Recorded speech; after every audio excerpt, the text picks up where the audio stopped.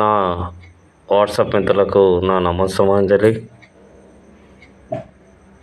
ఈ మధ్యనే 2 రోజుల క్రితం ఇదే తిరుపతిలో 6 మంది దర్శనం కోసం వచ్చి శ్రీవారి దర్శనం కోసం వచ్చి ప్రాణాలు కోల్పోవడం చాలా విషాదకరం.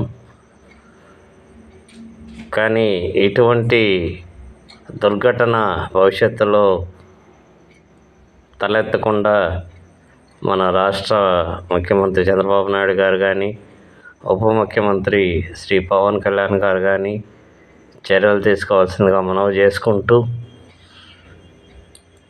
నష్టపరిహారం కట్టిస్తామంటున్నారు. కానీ దానికన్నా నా విన్నపం ఏమనగా, ఎవరైతే ఈ దర్శనంకి వచ్చి ప్రాణాలు కోల్పోయారో వారి కుటుంబ సభ్యులకు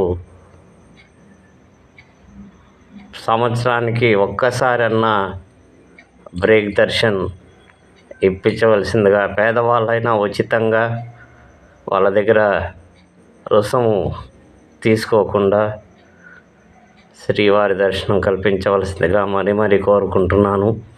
ఎందుకంటే ఆ దర్శనం కోసం వచ్చే ఇక్కడ ప్రాణాలు కోల్పోయారు కాబట్టి కనీసం వారి కుటుంబ సభ్యులు